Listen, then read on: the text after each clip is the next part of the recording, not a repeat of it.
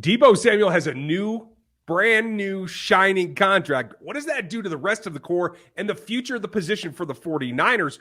What's going on with the Colts? Who's standing out with the rookie class there? And odds and ends from around the league. Who's standing out today on Locked On NFL Draft? You are Locked On NFL Draft, your daily podcast covering the NFL Draft. Part of the Locked On Podcast Network, your team every day.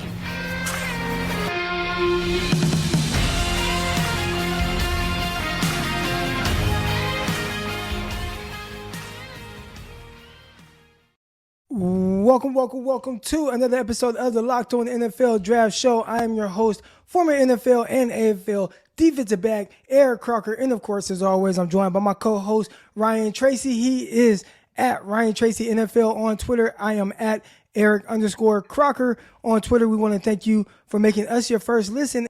And also let you know that today's episode is brought to you by BetOnline. BetOnline has you covered this season with more props, odds, and lines than ever before. BetOnline, where the game starts. All right, Ryan. Oh, first I want to say, it's August 1st. Happy birthday to my grandma. Today's my grandma's birthday. Janie Barris, happy birthday to you, Grandma. Love you.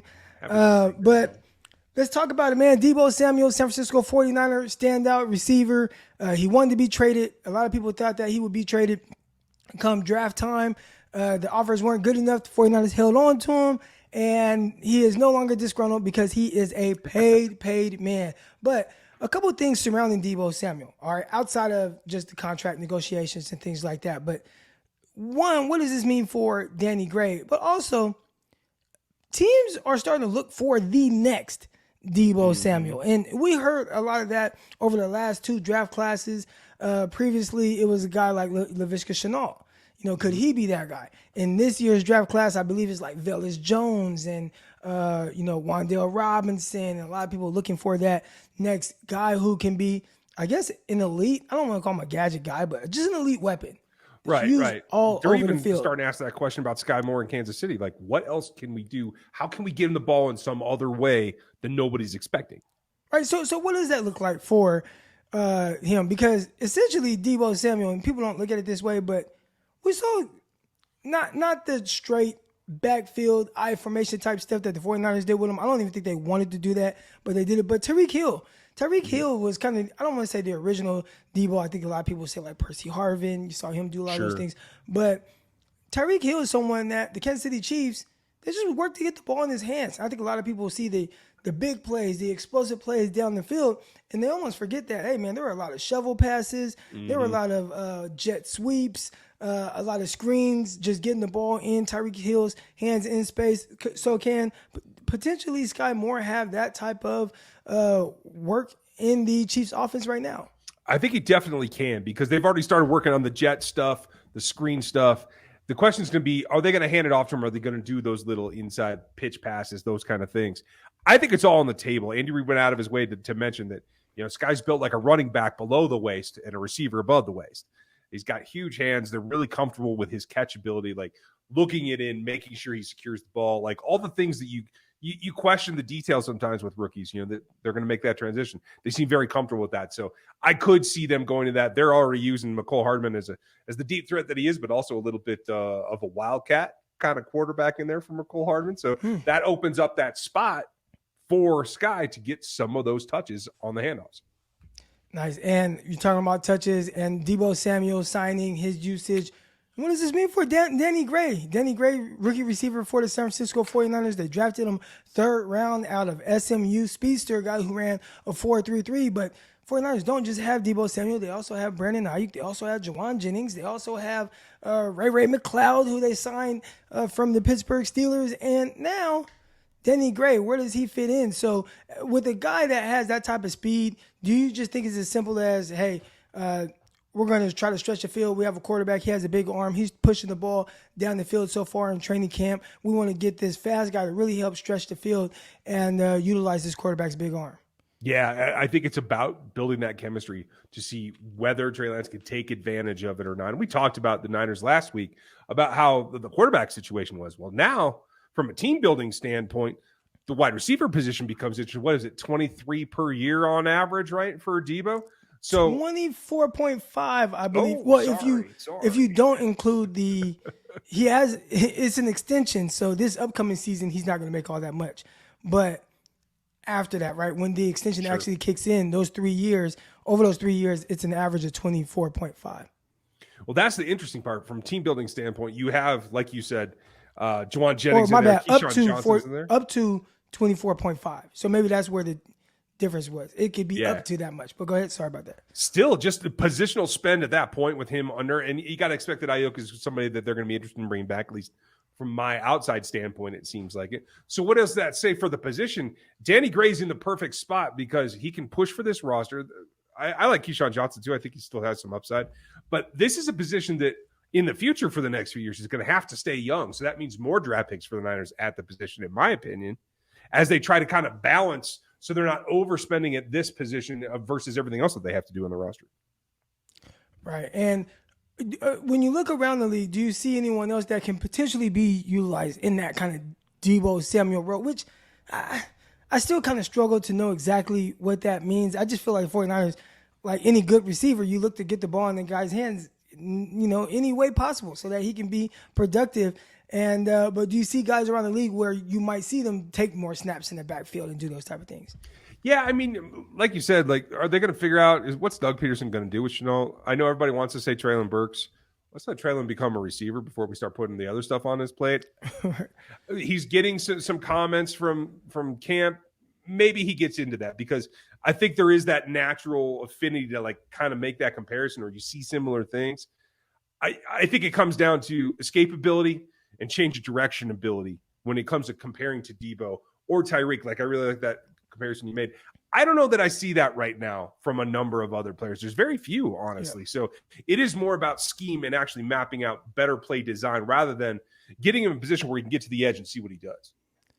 And it's also about just being good, right? And we're going to talk about a few more guys over now. We got top 5 storylines on rookies right now in camp. How are they doing? We are going to start with a couple guys over there with the Indianapolis Colts. But first, I want to talk to you a little bit about our good friends over at Dave. And I want y'all to level with me real quick, all right? We've all been in a situation at some point in our lives when we need a little bit of money, right? We're just tight on cash.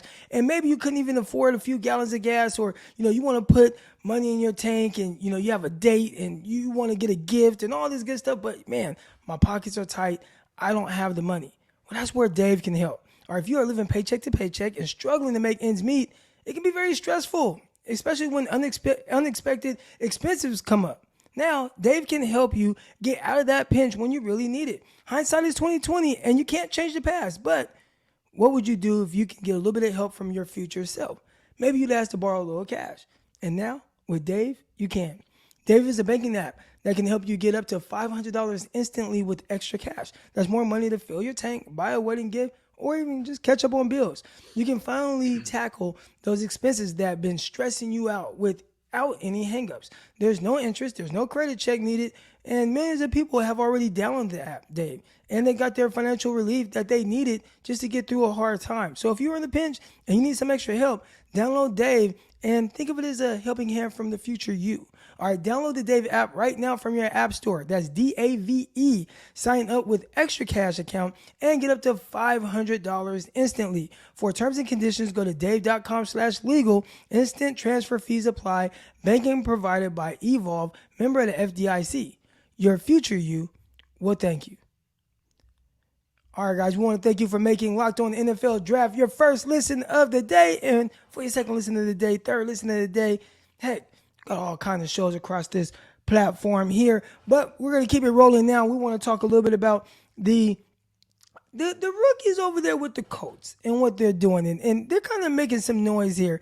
And one player or one person from their organization almost kind of went as far to compare Nick Cross, third round safety, who I really liked, and I was hoping the 49ers were going to draft him.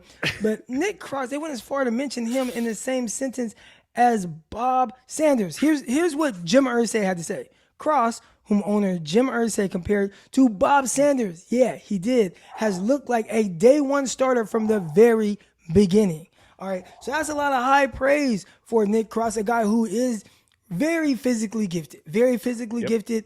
I think the biggest thing with him was just, the mental mistakes? Can he fix those? Because if he fixed the mental stuff, man, he is a guy that, he has the size, he has the speed, he ran in the 4.3s, he can thumb, he can make plays, he can do all those things. So are you surprised at all to see that? You know what? He's hitting the ground running, and now he's Bob Sanders Jr. You're going to have to talk me down from that one because that is too much pressure for a rookie. I'm really excited to see him hit the ground running, like you said, as quickly as was. I had high hopes for him.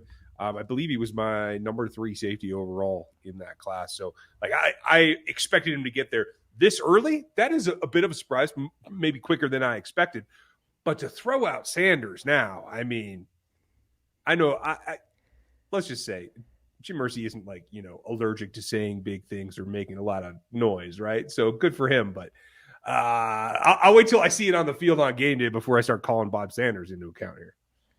Right, and they got the other receiver over there. We got Alec Pierce, receiver out of Cincinnati, rookie with the Indianapolis Colts, and this is a guy who is, getting to play alongside Michael Pittman, and I was really high on him. I actually thought Green Bay should have taken him, and some people were like, well, how high? And I'm like, man, I'd take him in the first round. I think he can fit in, be a plug-and-play guy that quick. Now, of course, he was a guy who was probably always going to go in the second round, and that's understandably so, but I just felt like he's a guy day one, he's going to fit. So when I see him go to the Colts, and they have Matt Ryan, I thought that was a match made in heaven. And I thought between Michael Pittman Jr.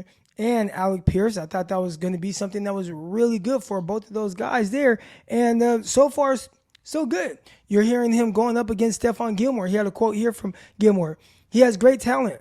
I just go out there and try to make him work for everything. It'll make him better. It'll make both of us better.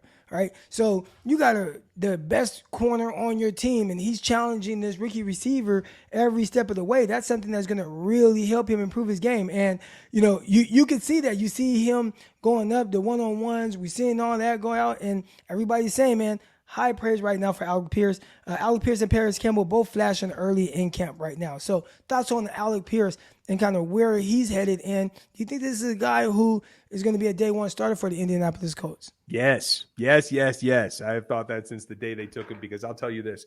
I will say it again and again and again. You guys are going to get tired of hearing me say it. I'm pissed off. Matty Ice, I am here for, because he is going to put that ball up and he's going to let Alec Pierce go do what he does. He's going to let Pittman do what he does. This is going to be on. So I am all for this because I think that particular jumping, leaping ability, the wingspan that he has, the ability to go get the ball, these are all things that are going to play into what this offense is going to have to look like with this quarterback this season. Is it a springboard to the future? Sure. Is it a guaranteed future? Not necessarily. Matty can see the end of the road here. But right now, I like that a lot because I don't think he's going to get attention from NFL defenses until he earns it. So he's going to have an ability, in my opinion, to get off to a pretty quick start if they're able to feed him and they're comfortable doing it. I expect that from Alec Pierce at this point. Now, we talked about a couple of stock up guys, and now let's get into kind of a stock down guy. And this is someone who we just recently discussed, Desmond Ridder. We were talking about the mental aptitude he's been doing, and everyone loves that part of him, but he's missing one thing, the accuracy. So I guess that's been kind of hit and miss. They are basically saying, you know what, Marcus Mariota, that is our starting quarterback. Desmond Ridder probably is not able to beat him out just yet and maybe won't get an opportunity to really play unless Mariota is just thinking it up out there. So are you down on Desmond Ridder now? I'm not. No, I haven't fallen off. I still think he ends up starting the most games for that club at quarterback this season. I think he has the best performance. I think it is going to be a little bit delayed now. I had hoped that the start to camp would be a little bit more right off the bat, but I think it will get there. And in the end, whether it's due to performance or whether it's due to injury, he's going to get his shot for this team. And I think he will take advantage of it. And in the meantime, hone your skills a little bit, get your feet set right, get pointed in the right direction. I think that's going to help him a lot. Right. And we got some other guys we're going to talk about helping their respective teams, a receiver from the Green Bay Packers and a tight end from the Tennessee Titans. We're going to get to that and more. But first, I want to talk to you a little bit about BetOnline.net and how it is the fastest and easiest way to check on all your betting needs. Find all your favorite sports and events at the #1 online source for odds, lines, and games. Find reviews and news and, everything for every league, including Major League Baseball, NFL, NBA, NHL, combat sports, esports, and even golf. BetOnline continues to be the number one online source for all of your sports wagering information, from live in-game betting, scores, podcasts. They got you covered with all of that. Head over right now to BetOnline today to use your mobile device to learn more about the action that's happening today at BetOnline, where the game starts. All right, Ryan, so about these guys. Romeo Doubs, another guy I was really high on, and I didn't have him as like a top 5 receiver or anything like that, but I did figure, like, man, this guy, if he would have been able to test, I don't know if he would have failed as much as he did in this draft. Not testing because of injuries, that probably hurt him a little bit, but this is a guy who went to Green Bay Packers, and when the Green Bay Packers took Christian Watson in the second round, top of the second round, trade up for him, a lot of people were like, oh, that's the guy. And I'm like, I don't know, man. We came on here and I said, I think Romeo Doubs, like, right away will fit and click more with Aaron Rodgers. But out of camp right now, we're hearing good things, positive vibes around the rookie receiver, Romeo Doubs, and how he's doing. And also, we'll always talk about the more you can do, especially as a young guy, especially as a rookie, to really get on the field. And he's doing punt returns as well. So he's bringing that special teams aspect as well as just doing very well as a pure receiver. What are your thoughts on Romeo Doubs? I'm excited for him, especially like you said, when you aren't able to show your best in the pre-draft process, it is about routine, especially in the rehab sector, right? So the quote from LaFleur, and you got to take a little bit of the coach speak out of it, but I like 2 aspects of it. And the quote, Matt LaFleur, I think it was yesterday, quote, Romeo is the first guy in the building. He's in his locker getting primed. I see him in the weight room getting his body right and his mind ready. He's already kind of established a routine for himself. And I think that that's one of the things that rookies have a hard time finding. Once they do, they can take off, end quote. And you get the little bit of coach speak there. He's always the first one. Okay, fine. But it is the mind thing because of the rehab and not being able to really show maybe everything that you had to offer. You got to kind of feel like you have a bit of a grudge, and your mind does have to be focused and take advantage of every rep that you get in camp. And the second part that really stands out to me that I really like is the fact that, finding routine, just like you do when you're rehabbing from injury, that becomes really, really important for rookies, especially at the skill positions in the NFL. To have that established now, he's not learning. He's not like trying to figure out camp. Like, he's already in a routine. I think that sets him apart and a little bit ahead of the development for maybe the rest of the wide receiver class across the league, because once you find that, that's kind of the key to being able to unlock your actual talent. How much pressure do you think is on him to be able to click right away with a guy like Aaron Rodgers? We know Aaron Rodgers, he could be a little different and definitely demanding, as most of the great ones are. So do you think that it kind of helps to have a guy like that? But if as long as I do what I'm supposed to do on the field, he's going to give me the ball in the most perfect spot to really be able to make something happen. I wouldn't say that it's pressure. He's got 2 things going for him. One, the presence of Alan Lazard, who evidently buys Aaron Rodgers tank tops so he can do his Nick Cage impression and all kinds of stuff. So he's already got that, the buddy system down. And then you got Christian Watson that probably has more pressure. Doubs is in a unique position, I think, where 2 high-profile guys that have either the connection or the pressure on them, he's the guy that just has to run his routes, make sure he gets open and delivers himself to his quarterback as a potential target. I think he's going to do well in that. And I think the pressure is lower on him than maybe a lot have expected because of the knee injury. Hey, more power to him. It's a perfect time to take advantage of it. Awesome. So we got one more guy that we wanted to get to, and that's Chig Okonkwo.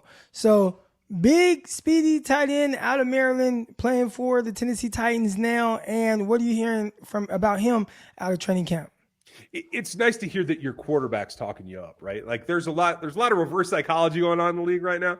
Tyreek Hill talking up Tua, that kind of thing. But in the reverse, these are things that, especially for a quarterback like Tannehill, who's going out of his way to say, I'm not here to mentor my replacement or bring the rookies along, but to just really have him kind of spout off about just how physically talented Okonkwo is, like that really says something. He said that he plays through contact well, and that he gives them another weapon. And when the quarterback is recognizing that, that means you got target share coming at you. And I think that's the biggest upside for him. No, definitely. Saw some clips of him flown around the Twitterverse where he's beating DBs vertically, catching bombs out there from Malik Willis. Tight ends, typically, you want that to be the quarterback's best friend. So do you see him really clicking right away with Ryan Tannehill? It sounds like it. I haven't actually seen any of the passes from Tannehill himself, but if he can even get started with that, while we know that Malik is developing behind Tannehill for now, that gives Malik that tight end out ahead of him, ahead of the curve, ready for when Malik comes in to be the guy that's ready for it. And I think that is going to help both of them kind of grow up together in this league. All right, so those are the top 5 kind of storylines. What's going on around the NFL right now, training camps with a lot of these rookies. We're going to continue to dial in on how exactly these guys are doing, especially since now this week the pads are going on for everyone. So it starts to mean a little bit more when the football pads go on and get those things cracking. We want to thank you for getting cracking with us and making us your first listen of the day. For your second listen of the day, you got Locked On Chiefs with my guy Ryan Tracy. You got Locked On 49ers with myself and Brian Peacock. And you got plenty of shows across the Locked On network. All great stuff where you can listen to your team in 30 minutes or less, typically. But that's going to do it for this episode. We'll see y'all tomorrow. Peace.